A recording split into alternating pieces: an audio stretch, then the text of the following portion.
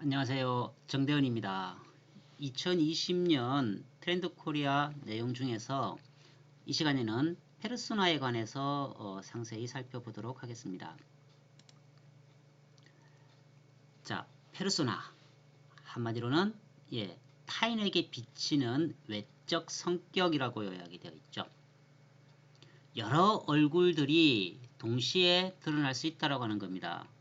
소비자들이 반응하는 여러 기업들의 전략에 따라서 다양하게 바뀌고 또 소비자들이 요구하는 사항들이 수시로 바뀔 수 있다고 하는 어떤 이러한 것을 페르소나에 비유해서 언급을 하고 있습니다. 자, 세부적인 내용을 한번 보시면은요, 인간은 1000개의 페르소나를 갖고 있고 상황에 맞게 꺼내 쓴다. 칼 구스타프 융이라고 하는 사람이 언급한 내용이라고 되어 있죠. 따라서 우리는 이러한 소비자들의 성향에 맞는 기업 전략을 수시로 바꿔 나갈 필요성이 있다고 하는 겁니다. 이제는 이 나 자신을 뜻하는 그 myself는 단수가 아니라 그죠. 이제 복수, 즉 myselves가 되어야 맞는 시대가 되었다고 하는 겁니다. 현대인들이 어떤 것 다양하게 분리되는 어떤 것 정체성을요 갖고 있기 때문으로 지적할 수가 있죠. 자, 원래 이 페르소나는 고대 그리스에서 이 배우들이 쓰던 가면을 일컫는 말이었는데요. 오늘날 이 심리학에서 이 타인에게 비치는 어떤 그 외적 성격을 지칭하는 용어로 사용되어지고 있습니다. 현대 사회가 점차 복잡하고 개인화된 이 다매체 사회로 변화하면서 페르소나가 중요한 개념으로 새삼 떠오르게 된 것이죠. 최근에 보면은 이 다양한 양상의 어떤 트렌드가 나타나는 것도 바로 이 사람들이 자기 상황에 맞는 여러 개의 가면을 그때그때 바꿔 쓰고 있기 때문이라고 이제 분석할 수 있다고 하는 겁니다. 그래서 멀티 페르소나라고 언급을 할 수 있다고 하는 것이죠. 여러분 혹시 그 해리성 그 인격 장애에 관한 내용을 들어보셨습니까? 각기 다른 정체성, 즉 이중인격으로도 표현을 하죠. 그래서 평소의 그 정체성과 또는 그 덕질할 때의 어떤 이런 몰입감, 엄청난 차이가 있죠. 그래서 사람들이 어떤 그 몰입할 수 있는 이러한 어떤 기업 문화를 만들어 주는 것도 굉장히 중요한 그런 것으로서 우리가 생각을 해볼 수가 있겠습니다.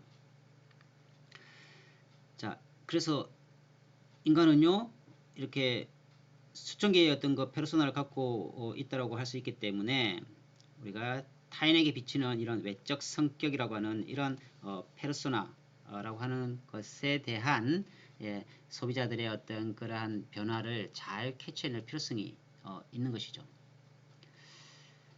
자, 우리가 뭐 숙명적인 질문이라고 지어봤는데요.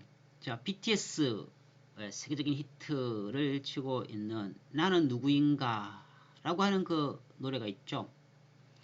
그래서 보면은 실제 나 자신이 누구인지에 대한 거죠.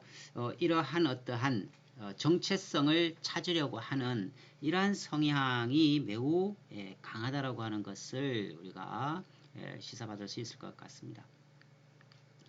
자, 시공을 초월한 어떤 순간순간의 업데이트, 또 상호작용을 통해서 끊임없이 변화하더라. 리셋 가능한 모드 전환이 이루어질 수 있으며 정체성은 결국 고정불변의 절대적인 것이 아닌 상대적이며 유동적인 개념으로 점차 바뀌어 나갈 수 있다라고 하는 거죠. 특히 오늘날의 이 사이버 공간에서는요, 유연한 자아를 가질 수가 있죠. 이 가상 공간의 그 정체성에서 뭐 혈통이나 또는 뭐 사회적 역할 등을 통한 이 자아를 규정한다는 것은 별로 중요하지가 않죠. 뭐 성별, 연령, 계층과는 이 상관없이 이른바 이 탈육체화된 이러한 특징을 보이면서 기존의 형식을 벗어나서 모든 조합이 가능한 어떤 캐릭터의 형태로 이 재구성되어서 끊임없이 유동하게 되는 것이죠. 자, 즉 myself는요 복수형인 myself로서 예, 다중자로 이렇게 진화하게 되는 것 같습니다. 자, SNS 인맥이 더 중요한 시대다라고 되어 있죠. 인터넷 사용자 중에 98% 이상이 SNS를 이용하더라. 우리가 부계정이라고 표현하는데요. 뒷계정 또는 프라이버시 SNS가 등장하게 되더라는 거죠. 익명으로 말 못할 고민을 표현하고 개방형 어떤 소셜 미디어에 대한 경계심이 높아짐으로써 보다 편안하게 자기 자신만의 삶을 만들어가는 이러한 디지털 공간 수요가 점차 확대되더라고 하는 겁니다. 자, 실친, 패친, 인친이라고 되어 있죠. 오프라인의 실제 친구보다도 패친, 페이스북 친구를 더 지향하는 우리가 그래서 요즘 인스타그램 많이 하시죠. 그러한 인친이라고 표현까지도 하더라는 거죠. 그래서 과거 이제 미래 인터넷 시대에서는요, 이 프라이버시 중심 커뮤니케이션 플랫폼이 현재의 어떤 그 개방형 플랫폼보다 더 중요해질 것임을 우리가 강조할 수가 있을 것입니다. 그래서 우리가 이 무엇보다 이 다양한 매체의 어떤 이러한 친구를 또는 가족을 만들어 가려고 하는 이러한 어떤 그 정체성의 발현 이러한 것에도 우리가 늘 관심을 가져야 할 것 같습니다. 자, 여러분들 셀카와 셀피의 의미 다르다는 것을 아십니까? 최신에 보면은 스마트폰 경쟁은요, 이제 카메라 경쟁이라고 할 만큼 스마트폰에서 특히 이 사진, 즉 셀카 기능이 중요해졌죠. 어디서나 사람들이 자기 얼굴을 향해 폰을 들어 올리는 이런 장면을 쉽게 발견할 수가 있어요. 그래서 이 셀카, 외국에서는 이 셀피라고 부른다고 해요. 그래서 우리가 일상화, 역시 일단 멀티페르소나 신드롬의 확산에 이 작지 않은 영향을 실제로 미쳤다라고 한다는 거죠. 자, 나는 생각한다, 고로 존재한다라고 데카르트가 이야기를 했죠. 엘자 고다르라고 하는 사람은요, 나는 셀피한다, 고로 존재한다라고까지 우리가 생각을 해볼 수가 있겠습니다. 자기 불일치, 자기 불화 또는 자아분열의 문제에 있어서 양면적 소비의 증대가 커지더라. 그래서 앞으로는 이 초저가와 프리미엄만 살아남을 것이다 라고 하는 예견까지 한다는 겁니다.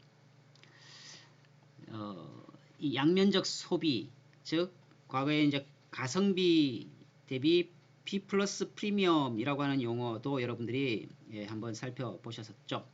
그래서 소비자들은 다양한 형태로 점차 진화하더라.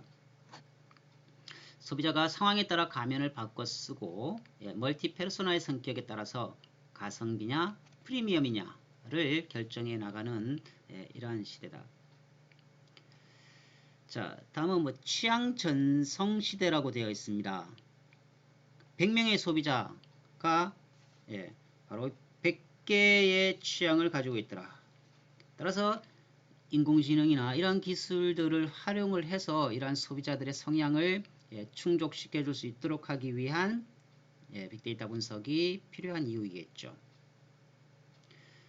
워라벨 많이 언급이 됐습니다만 워라벨 트렌드 확산에 따른 저녁의 삶 즐기기에도 소비자들은 많은 시간을 투자하고 있죠.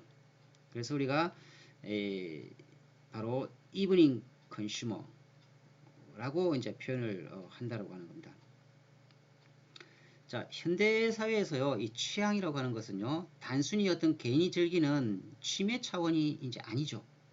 소통과 어떤 그 소속의 욕구를 실현하기 위해서 SNS에서요, 취향을 기반으로 인맥, 즉 인친도 있었죠. 이러한 것을 형성하고 이를 통해서 소속되기를 원한다라고 하는 거예요. 따라서 지속적인 어떤 취미 향유를 통해서 자신의 정체성 의식을 형성해 나가는 시대가 된 것이죠. 그래서 이 밀레니얼 세대에게요, 직업 정체성보다는 이런 소확행을 목표로 인생을 즐기고자 하는 이러한 취향 정체성이 더욱 중요해지고 있다라고 하는 겁니다. 자, 다음은 잠깐 우리가 이 세대 구분 기준 및 정의를 간단하게 한번 하고 넘어가겠습니다.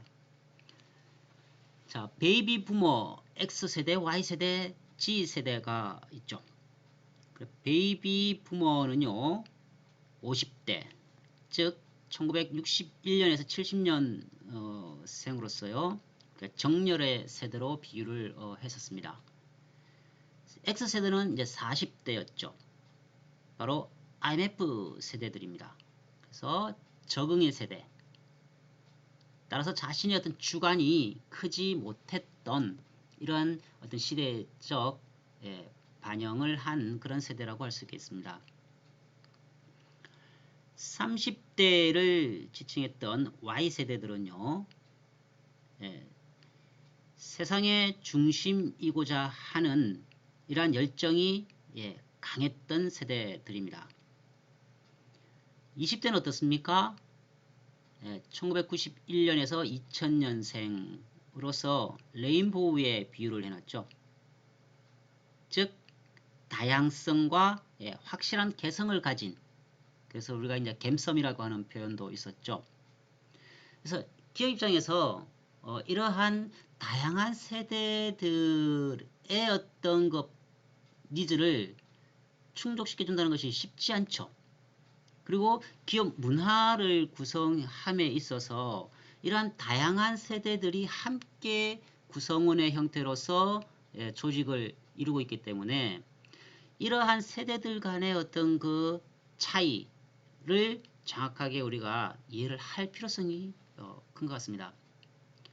자, 밀레니얼 세대 1980년대 초반에서 2000년대 초반 출생자들이라고 있죠.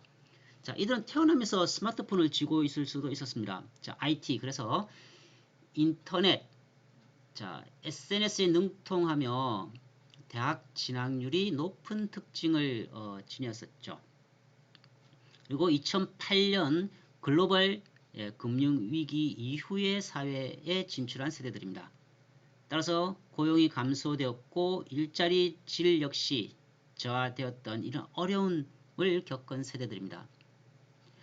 이러한 각각의 세대별 특징이 매우 강하기 때문에요. 사회 초년생으로서 새로운 어떤 그 소비를 주도해 나갈 수 있는 이런 세대들의 성향을 정확하게 파악을 하고 우리가 니치 마켓이 아닌 리치 마켓이라고 표현을 했죠. 바로 리치 마켓을 지향할 수 있는 개별 소비자들의 그러한 욕구를 충족시켜 줄 수 있는 방향으로 우리가 기업의 마케팅 전략을 또는 어떤 IT 전략을 또는 기업의 수익 창출 비즈니스 모델 전략을 구사하지 않으면 안 되겠다라고 하는 뜻에서 한번 준비를 해봤습니다. 자, 뭐 어쨌든 우리가 이제 이 초고령 사회로 접어들고 있습니다. 따라서 과거와 달리요, 이제 이 연령대별 어떤 기준이 점차 틀려지고 있죠. 청소년은 15세까지, 중년층은요, 이제 65세로까지도 보아야 한다는 거죠. 이미 우리가 100세 시대에 살고 있기 때문에 장년층을 80세까지, 80세가 넘어야 그죠? 이제 노년층이라고 부를 수 있는 시대가 되어버렸습니다.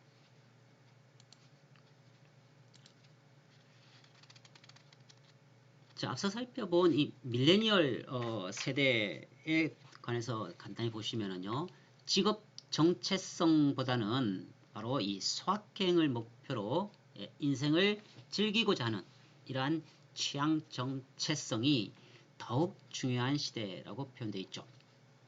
그래서 소비 패턴이 변하더라고 하는 겁니다. 취미의 직업화, 취향이 중요하고 자신의 캐릭터와 그리고 뭐 확장자에 이르기까지 점차 이렇게 다양한 자기가 좋아하는 것을 지향하려고 하는 세대들이고요. 따라서 이들의 어떤 감성을 잘 표현하는 나만의 어떤 새로운 이러한 캐릭터들을 탄생시켜 나가는 이러한 세대들이라고 할 수가 있겠습니다. 거기에 우리가 이제 브이로그라고 하는 표현이 나오죠. 자기 일상을 어떻게 합니까? 1인 미디어 시대에 맞추어서요. 유튜브 등을 통해서 중계하는 사람들이 많죠. 따라서 이런 게 우리가 이제 어찌 보면 상반된 개념으로서요. 이 디지털 허언증이라고 하는 또 표현을 쓸 수가 있겠습니다. 디지털 허언증, 뭐 여러분들 좀 생소한 표현이실 텐데요. 이런 거 있죠. 뭐 우리가 1인 중계를 하면서 이제 일어나 막 씻고 준비를 하겠습니다. 뭐 시간 딱 보여주고 그죠? 타닥타닥 막 그렇게 뭐 타다치는 소리도 막 들리고 그죠? 점심시간에는 뭐 신전 떡볶이를 뭐 시켰습니다. 저녁에는 친구 만나 곱창을 먹기로 해서 뭐 이런 자기의 일상적인 뭐 이런 것들을 브이로그를 통해서 이렇게 방영하는 뭐 이런 것들을 많이 보시죠.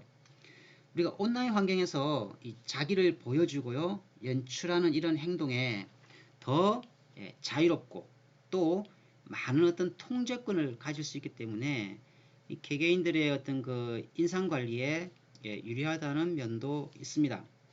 반면요 문제가 있죠. 이러한 브이로그가 있는 그대로만을 보여주지는 않는다는 점입니다. 보여주기 좋은 어떤 그 장면만 연출하기도 하고 편집까지 하죠. 그죠?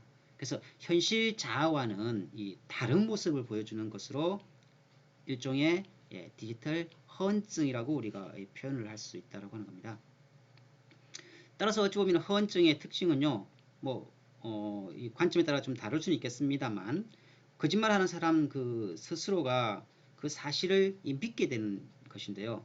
이러한 브이로그나 또는 SNS를 하면서 이 멀티 페르소나의 어떤 가면을 쓰는 이러한 소비자들은 어느덧 그 가면이 진짜 자신이라고 믿어버릴 수 있는 이러한 디지털 허언증에 빠질 우려도 있다라고 하는 겁니다.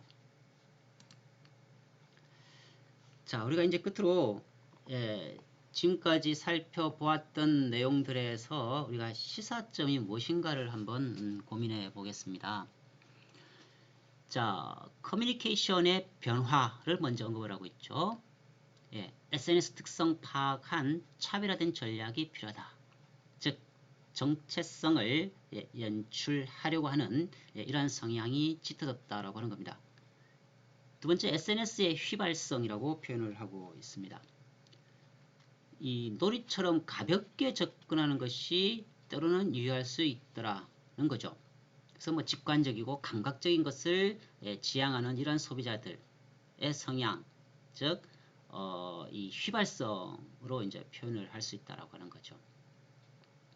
그리고 이제 가상의 나와 실제의 나, 과시하려고 하는 또 거짓 소비 욕망이 높아질 수밖에 없기 때문에 이런 것을 경계하려고 하는 이러한 것에도 자기 자신의 통제 능력을 좀 키워야 할 겁니다. 어쨌든 우리가 이 자유로운 자라고 하는 성향으로 분석을 할 수 있을 것 같아요.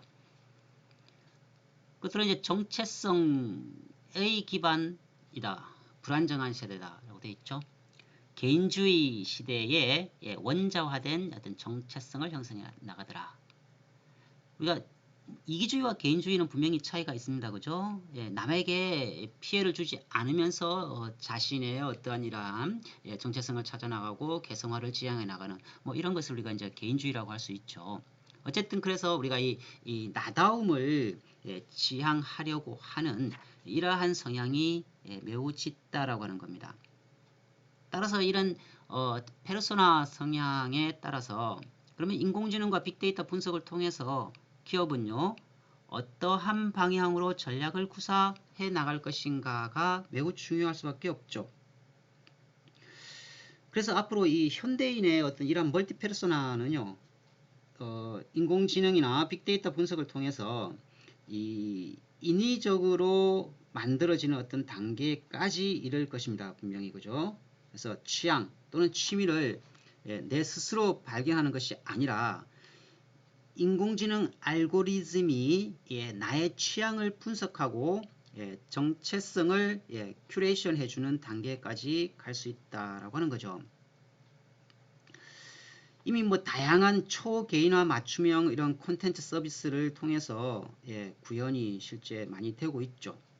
그래서 뭐 넷플릭스 여러분들 이거 영화 장르만 약 7만여 개에 이른다고 해요. 근데 내가 접속을 했을 때에 내가 가장 뭐 좋아하는 어떤 이런 장르라든지 또는 뭐 추천해 줄 수 있는 이런 것들을 인공지능 기법을 통해서 자동으로 분석해 주죠. 바로 이러한 것들이 우리가 이 페르소나 시대에 인공지능과 빅데이터를 어떻게 활용하고 있는가라고 하는 어떤 단적인 예라고 표현을 할 수가 있겠습니다. 어쨌든 이 나의 취향이 그죠. 기계에 의해서 인위적으로 수집되고 형성되는 이러한 성향, 또 나의 취향이 편향되고 또는 더더욱 심화될 수도 있다라고 하는 이러한 좀 상반된 모습으로서 우리가 나타날 수 있다라고 하는 것을 잘 자각을 하는 것이 필요하다고 생각합니다. 자, 오늘의 돌발 퀴즈를 드리겠습니다. 2020년의 별이라고 할 수 있는 것으로서요. 다양한 얼굴을 지닌, 그래서 우리가 한마디로 2020년도의 성향을 표현한 용어가 있었죠. 심리학에서 이 타인에게 비치는 외적 성격을 지칭하는 용어는 무엇이었습니까? 자, 오늘 수업은 여기까지 하겠습니다. 여러분 수고하셨습니다.